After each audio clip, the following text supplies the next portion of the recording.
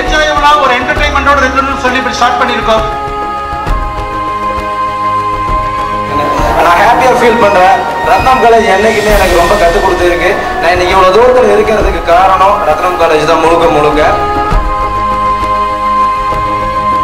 I'm so happy to be an alumni of this Ratnam group.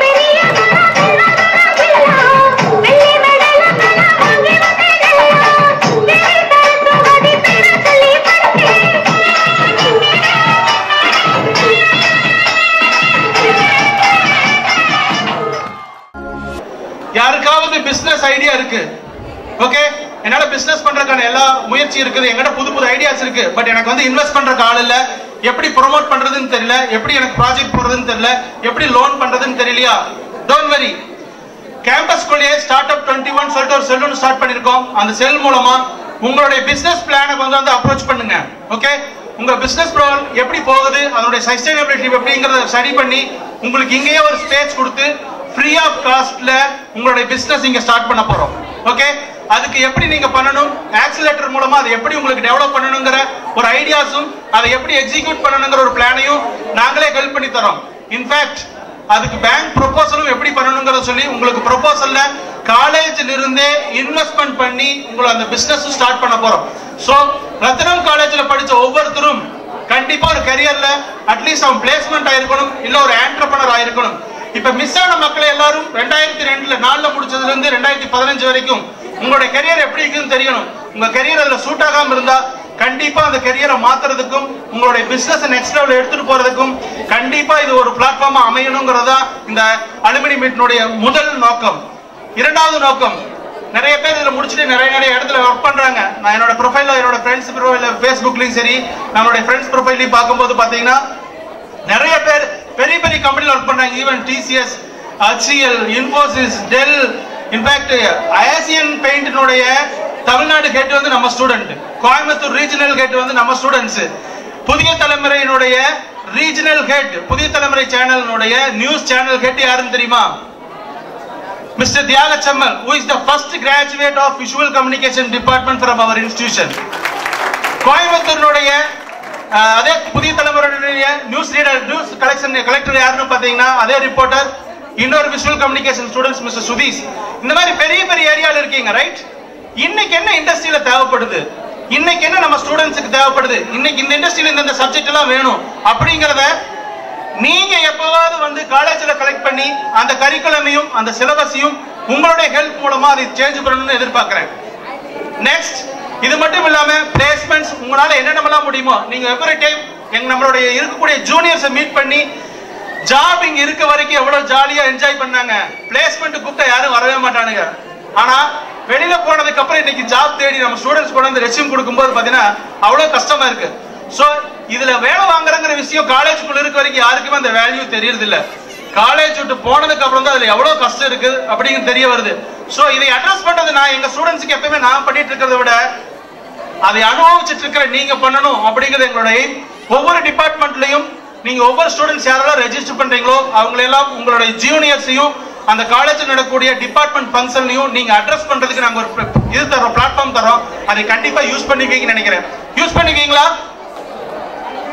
இந்த கேள்விக்கு answer வருது. நான் கேட்கிற அடுத்த கேள்வி பாரு. கார்த்தியோட சூர்யாவோட நெக்ஸ்ட் பிலிம் என்னங்க?